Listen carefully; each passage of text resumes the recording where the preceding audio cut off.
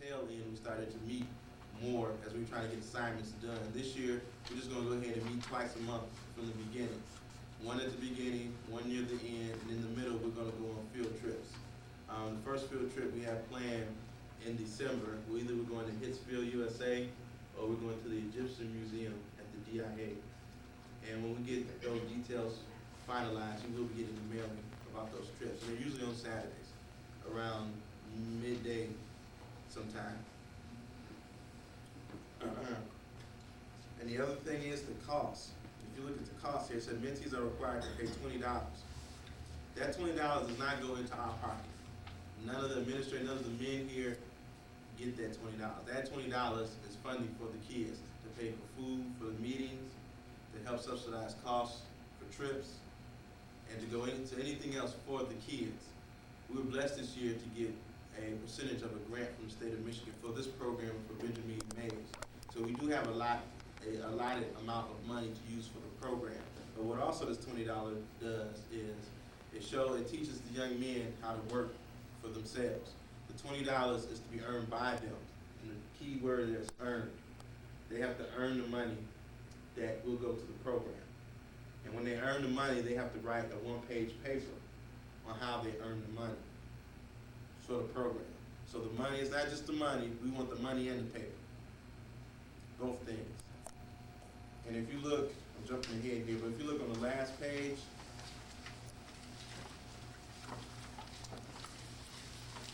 this is the last page.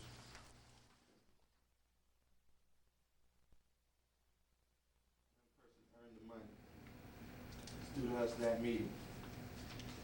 Does anybody have any questions? Okay. Going back to the program, meeting times have changed.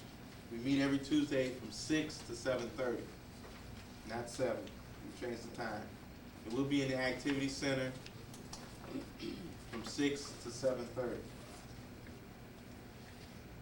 Training sessions, all parents are welcome to come to all training sessions. And these are what we call training sessions. This is where we get together. The first training session of the month, we'll have a guest speaker.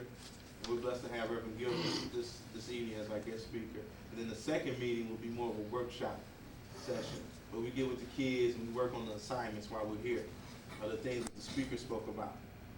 And what I'll do is I'll pass this around for you to look at while the program is going on. These are some of the materials that your child will be working on. We're going to keep a folder for them. We'll make copies. They'll work on the material here if your child is not here. Last year we had a couple of people come.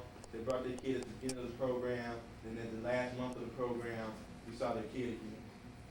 And they came to us and said, help my child. They're not doing too good in school. Help my child. They're in trouble. At that point, this is the schedule again. These dates do not change. Please, pin this somewhere in your house, on your refrigerator. These meeting times and meeting days, or I should say meeting dates, are set in stone unless otherwise notified. And if there's a change in the schedule, we will send out a mailing or we will call you. But otherwise, assume that these are the dates that we will be meeting here. Yes, ma'am. During the meeting times, is it expected the parents have to be here? Kids go. It's encouraged, not expected. It's encouraged. You understand parents have busy schedules. But once again, being a parent, with me, I'm not a parent yet, but if I was leaving my child somewhere, I would want to sort of know what's going on and what's being taught to my child. But we know each parent cannot make it every time.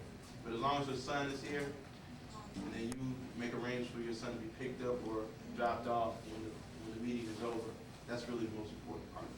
So they're not just going to meet with you all alone without parents.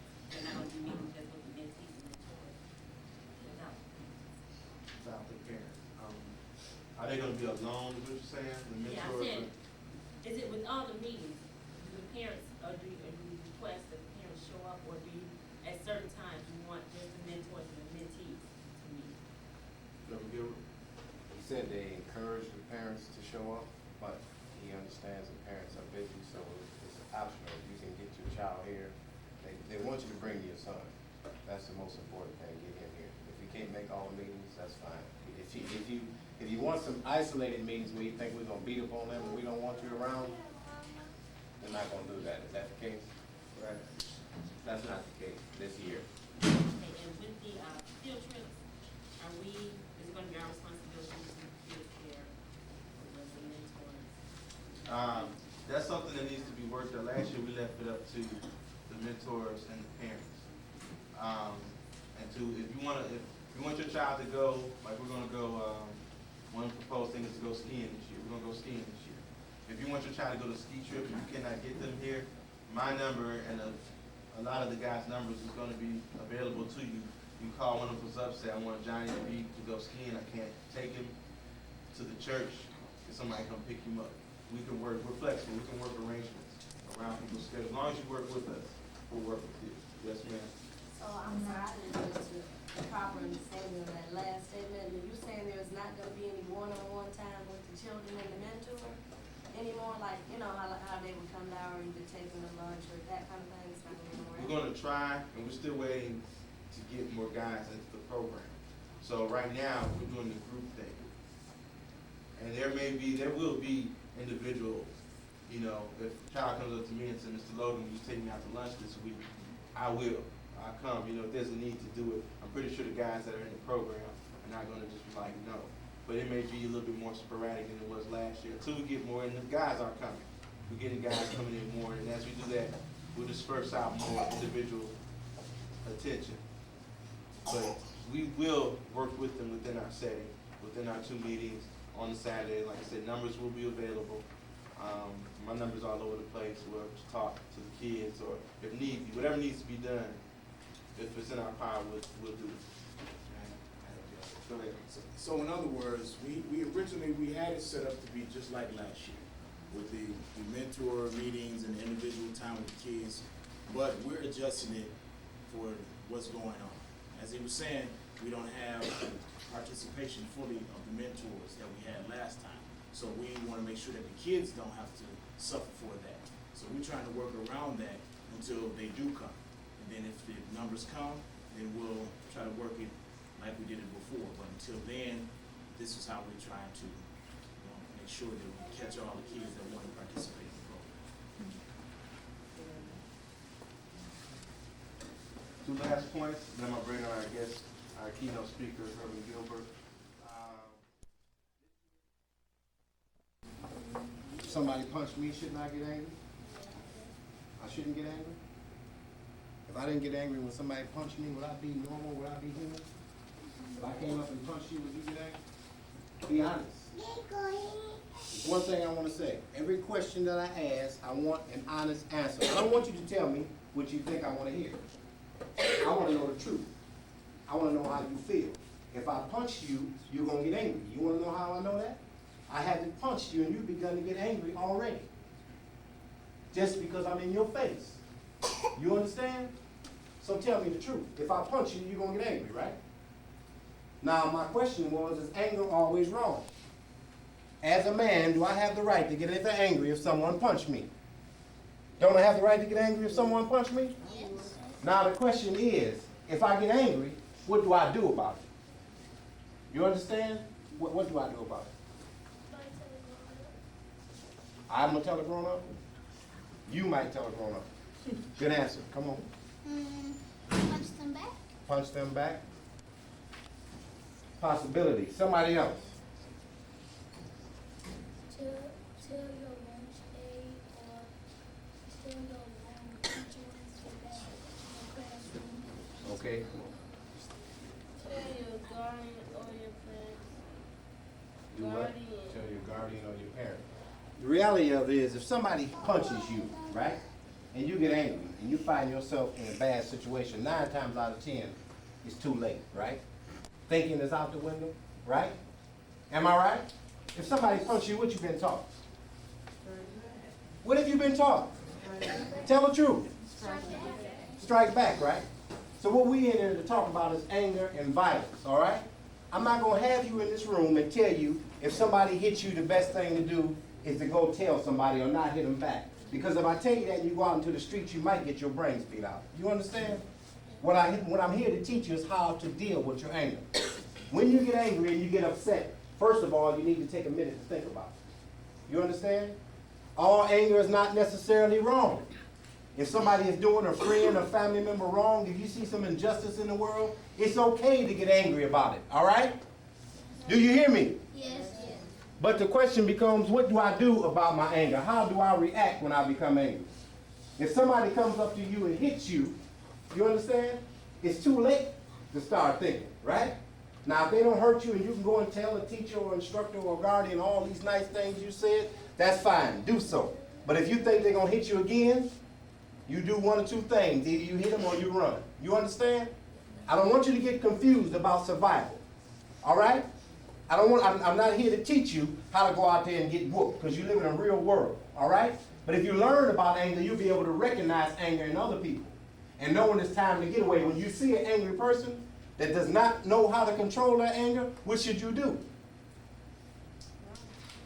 Run, whatever. Get away from that person. Maybe tell somebody else they got a problem over there. I think you better take. But we're talking about you and your anger, dealing with your anger. We all know what goes on in the world today, right? I'm not going to bore you with a bunch of statistics. We know what's happening in young black people. And they're getting younger and younger, right? They're carrying guns, they're carrying knives, they're carrying sticks, right? They're running in gangs and they're beating up each other. A lot of people say it's because they're angry. We know that that's not true. A lot of them are doing it because everyone else is doing it. Right? A lot of them are doing it to fit in, right? A lot of things that you're going to have to learn in life as you grow up. All of my little brothers in here. 9 times out of 10, the way this world is going, you're going to have to be very, very different. It's going to become harder and harder to hang with the crowd. You understand what I'm saying? Because most of the crowds out there are doing the wrong things for the wrong reason. All right? So let's get back to anger and violence, okay? Somebody makes you angry. They don't hit you. They make you angry. This person really makes you angry all the time. They disrespect your people. They disrespect your property. They disrespect you. What do you do about it? Hit 'em or tell 'em to get away. You don't hit them. They didn't hit you. They just disrespect you. You can't tell them what to do. You had part of it right. What part did you have right?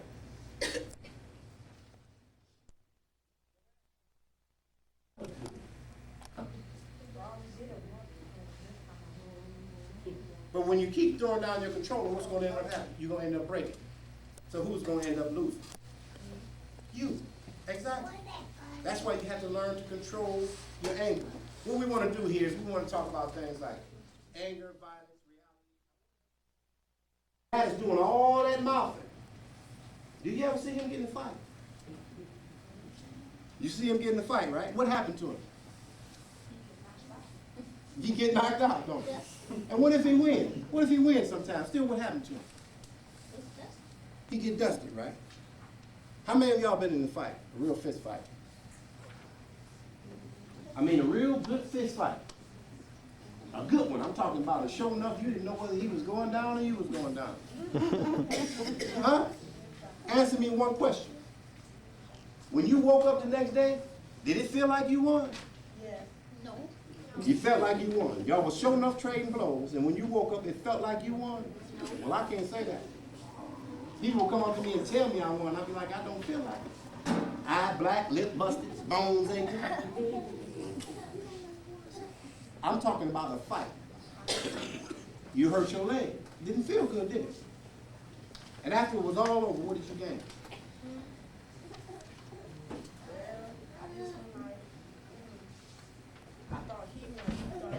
It was. Y'all friends now?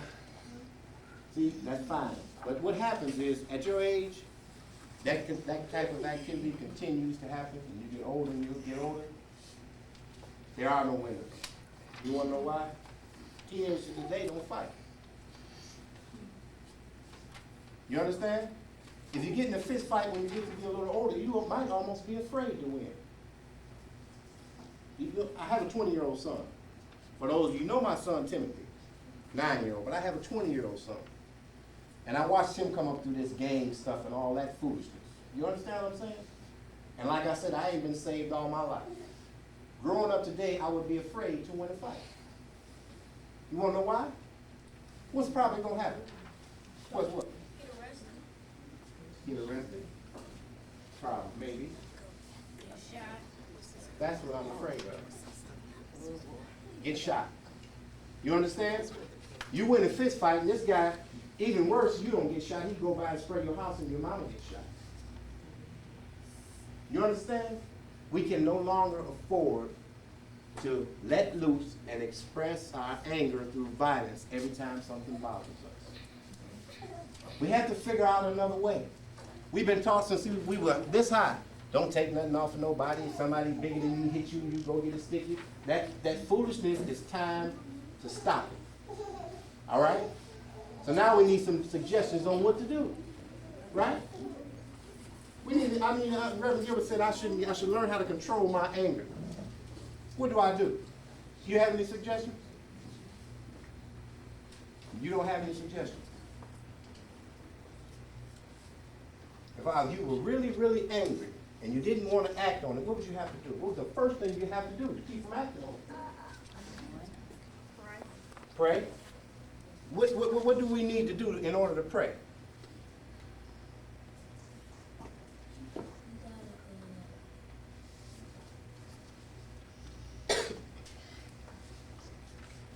What's one of the greatest weapons we have? Physical weapon. Not the prayer, not the spiritual, physical. What's your greatest weapon? My hands and feet. Your hands and feet? I don't think so. What? I said that you got a gun on you? A Bible. You don't have anything with you, it's just your body. It's not your hand, it's not your feet. My head. Your brain. That's Your right. mind. In order to pray, what must you do? Focus. Stop. Think. First of all, ask yourself, why am I angry? You understand what I'm saying? Some anger is totally unjustified. You get angry because you lose a card game, missed a man in the back. You get angry when you lose a card game. This ain't funny to me. It's funny to you? Stand up and introduce yourself. You came in late. I can't hear you. My name is Terry. Is that funny? Terry, sit down, Terry. It's not going to be a game when you get out of the street and something angers you. When you lose basketball games, you get angry? Huh? Lose football games, you get angry? No? So most of the kids in here, for the most part, we pretty well balanced, right? You know something? That's usually the case. But you know why you need to be here? Because as you grow and as you learn, you be able to spot that guy that don't know how to control his anger. You be able to spot a situation where you need to get out of. The things that your mother been telling you about for years, and you think she don't know nothing. She old, they don't do that no more, they don't wear that no more, we don't even listen to that kind of music. Some things never change. You understand?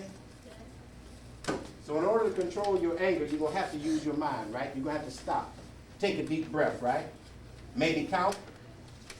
That foolishness don't work, do it? Anybody in here last time you had a behind whooping, raise your hand. Can you remember? You can't remember? The rest of y'all can't remember the last time you be honest now. I told you, don't play with me. You can't remember your last behind whooping word? Yeah, I bet. Bottom line is this, if it takes thinking about that the next time you get angry, then do that. You understand? See, the last time we got together in the room, it was a bunch of guys, and I was around the table, and I was getting in their face when they wasn't paying attention. I don't know why I'm trying to be kind of light, because there's women around here. You understand? Yeah. I remember when Timothy was coming up, me and my wife used to get in quite a few arguments because I have a different concept on raising boys. I don't play with them. You understand? I'm like my dad used to be. I'll dust you for what you're thinking. You ain't even got to say nothing. And you know something? Didn't hurt me.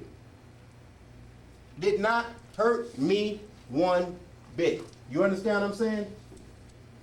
And what I want you to understand is life is going to do the same thing. People gonna say you're wrong because of what you think. You get angry, you know what you look like when you get angry? Somebody get angry, get that ugly old turned up face. And you go in, you wanna go in and take care of some business, you get no cooperation. You ever say that? Then people start hollering, cussing, fussing, screaming. Guards coming, they carry them on out the door, and whatever they went in there for, they didn't get it.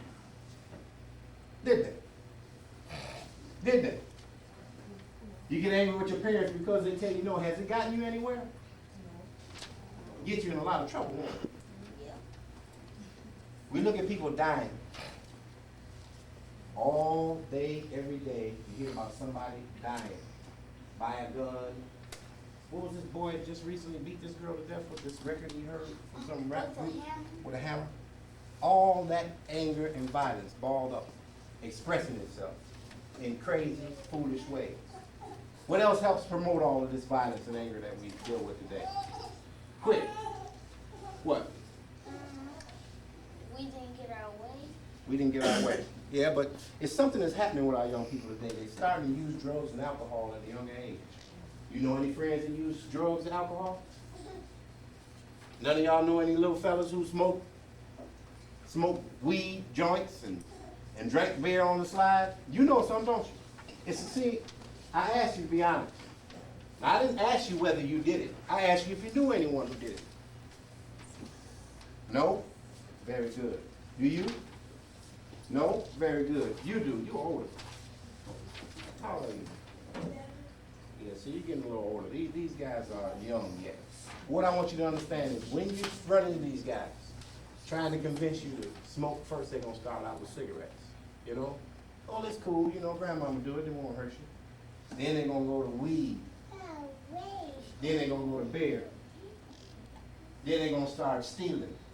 And you're going to watch it, you're going to see all this. And then they're going to end up in penitentiary or dead. But when all of this is going on, what happens to them when they do the smoking and they do the drinking and they get angry, right? Because you won't participate, what do you have to do? Back to the beginning. Straight back. Get away. Simple. Separate yourself. Link up with people that are more like you. People that you attend school with, Mays Academy, other schools, other churches, cousins, relatives that think the way you think. All right? So you're talking about most people that you know, most people that I know that are angry all the time, they usually have a problem. What do you think that is? Tell me, do you know somebody that's just always mad? Anyone in here know someone that's always angry? Rayshawn, always angry. What do you think his problem is? You know someone?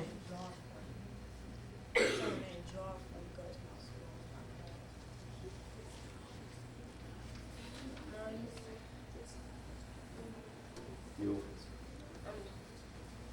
That was his name? I didn't understand it. Speak up. Maurice. These people that are always angry, is there anything you notice about them? They act strange. They beat up people. They act strange, they beat up people. He was coming in Usher's kid in my language arts class one day. He was all crying and because he got beat up. Why do you think he got beat up? Because they said that he was talking all this stuff that he couldn't do. Right.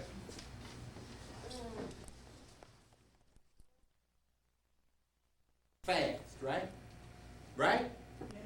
So we have to do something to change that, right? Yes. And it has to begin with who? With who? With me? I got mine, right? I have a decent job. I'm working on another college degree, right? I have, you know what? The Lord just blessed me with my second home. You understand? I don't sell no drugs. I don't play no numbers. I don't run no women. I don't gamble. I don't steal. You understand what I'm saying? All of that comes by doing the right thing. And you know something else? I have learned, and I'm not perfect, but I'm learning how to control my anger. How many of you want to grow up to have nice things? How many of you want to be able to enjoy them? There are a lot of people that have nice things. A lot of dope pushers. They can't enjoy it. Why? What? No, they don't get in too many fights. They don't fight like we do. Come on. Because they have to watch out for the police and stuff. They have to watch out for the police. Who else do they have to watch out for? That other dope man. That drug addict. Everybody that want to take what they have. Right? So you may have this big fat, what was the navigator, and be scared to drive it. Right? Driving and get pulled over, police start checking registration, blah, blah, blah. How you on all this and you don't even have a job? So we want to grow up to have nice things, right? We understand that we are going to have conflicts in life. We understand that? We cannot control both sides of the conflict, can we? I can't control you, but I can control me, right? So if I find myself in a situation that is bad for me, I can't tell you, go home, right? But I can go home, right? And while you're young, you should never find yourself in that type of situation in your own home. If you find yourself in that type of situation in your own home, with a cousin or a relative or something like that, what's the first thing you do? You at home. Shut the door. You got a mama at home, a daddy, a granddaddy, a grandmama, a step-grand. You have a grown somebody at home as an adult. Who? Your auntie. This your auntie? You can't tell your auntie? You understand what I'm saying, don't you? Who is your mentor? What's your name? Michael what? Sit up straight. Don't play with me. You know the answer that I'm looking for. We're not here to play games. Listen to me. What I want you to understand is if you find yourself in conflict in your home, then you have to go to someone else to resolve that conflict, right? You know how we as adults do it? We do it by using the police force. We do it by using the court system. You understand what I'm saying? They might not always be fair, but that's the best that we have. Bottom line is, whenever get upset with somebody, I can't go home and get a gun or get a baseball bat or haul off and hit nobody. That's not the way to get things resolved. I go into a place and they're not giving me satisfactory service, I can't holler, cuss, and scream and get my point across. Because I know for a fact, when I get angry, I get emotional and I lose my train of thought. So in order for me to get my point across, I have to calm down. And usually when I calm down and we both express ourselves slowly and clearly, we get the situation resolved. But when you get angry, I don't hear what you're saying. You ever seen people fussing? You don't even know what they're fussing about. You walk up, see two people fussing, you don't know what they're fussing about. They probably don't either by then. And what's going to get resolved? Can you resolve anything like that? You hollering or screaming in my ear, I'm hollering and screaming in yours, spitting and slobbering in your face. Right? Make sense? You gonna solve anything? So you have to calm down, think about it, right? And then you think to yourself, and what? I'm trying to get a point across here. Am I making any sense? Or did I allow this person, I'm gonna use the word, and the Bible tells us don't do it, but I'm allow this fool to make a fool out of me? You know that's what happened? It was one fool in the park, and then one fool got to acting a fool, and then got to somebody else, and then you had two fools. Then you had 3 fools, 4 fools, 5 fools, then you had a riot. And everything ended up burned up. And then the first fool looked around and asked the second fool, why did we do that? And the third fool didn't know. You understand? If you take your time, calm down, think about it. Keep a God conscious. Try to learn scripture.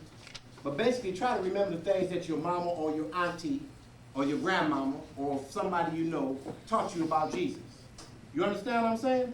You're going to have to use these things. For real. Not make believe. And if you don't use these things, one day you're going to end up in jail, sitting behind bars, and you're going to remember this conversation. You understand?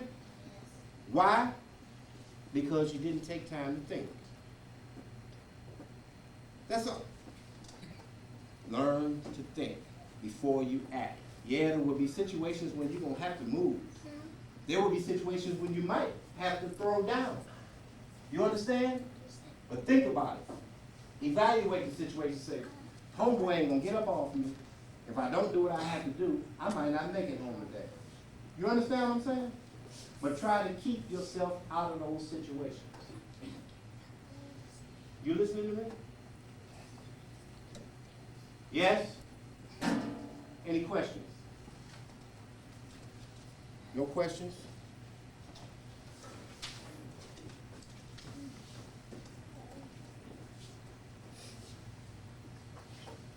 This is a good one. Something has gotten out of control. You done said something in anger that you should not have said. Hey, you listening to me? You have said something in anger which you should not have said, which means you didn't control your valuable asset, right? You didn't control something that was valuable to you. You should have held on to it, but you didn't. You let it get away, and that lip slipped, and it got to running. What must you do?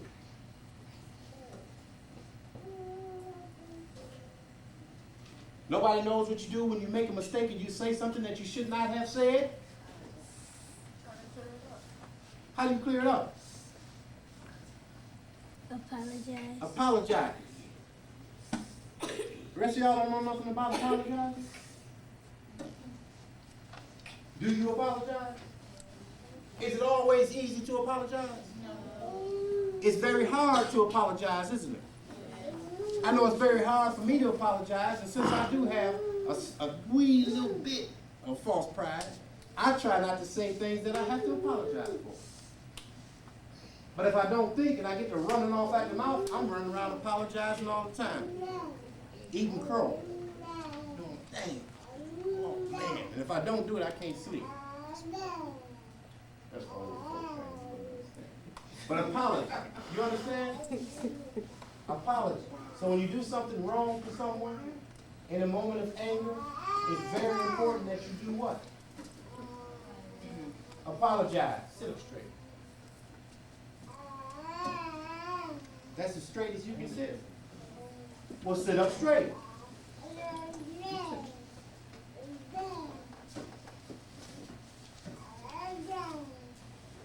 Too much anger, too much violence. Every time we do something, we want to resort to our fist or to a knife or to a gun. We want to lie on people. We want to cheat. We want to steal. We want to throw people's name out in the trash. Right? Instead of just saying, man, I was wrong, I had to go to this brother and apologize. You know, yesterday when we were talking about that and I got a little upset, I lost control. I called you some things I shouldn't have called you. I'm sorry. The next time I see you, I can approach you and say, how you doing? Right? But if I say, man, I shouldn't have said that yesterday, and every time I see you, I got to walk around here. And, oh, here you come again. I got to walk around here. Who am I putting out? Myself. I have to go around the block. Then this guy shows up. New guy on the block, nice guy. But now me and you ain't speaking because I said something silly or stupid or out of order and didn't want to apologize to you. He show up. You know what ended up happening? Now this is me, Mr. Nice Guy, right? The guy that's thinking, the guy that supposedly know the Lord as my personal Savior. But I'm not speaking to you. So when he show up, what do I have to do? I have to jump on him and say, man, he ain't right. In order to get him on my side, because I'm not speaking to you. And I just know when you run into him, you're going to tell him something bad about me. And what happened? Now I done started some moments. Right? And then he made him. Yeah, man. He told me that he ain't no good.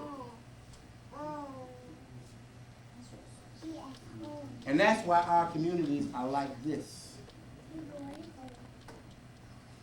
We all divided. This Sunday, pay attention, stand still, Nico. This Sunday, you need to be in church. This is third Sunday. This is youth Sunday. How many people got a shirt and tie? You don't have a shirt and tie? You ain't got a shirt. I know you got a shirt. You got a shirt. I seen your shirt. You in my Sunday school class. Yeah, No, you said you have a shirt, you don't have a tie. Oh, you don't have a tie. Nico got a tie? What happened to that tie I gave you on Sunday? Oh, you got a tie? No. Don't worry about it, we'll get you a tie. This Sunday you need to be in church. And listen, we're gonna sit together in church on Sunday, okay? Sunday school starts at 9 o'clock. You should be here for Sunday school. I'm one of the teachers, Mr. McAllister is another teacher, and Reverend Gilbert runs the children's ministry. Sunday school starts at 9 o'clock, service starts at 10 o'clock. 10:30. You need to be here at 10:30. I'm telling you, because it's your responsibility to remind your parents and tell them too. But you guys gotta remind your parents. Stand up, Michael. You've been sitting all night. You should be able to stand up and I'll lead it. Also, mentees,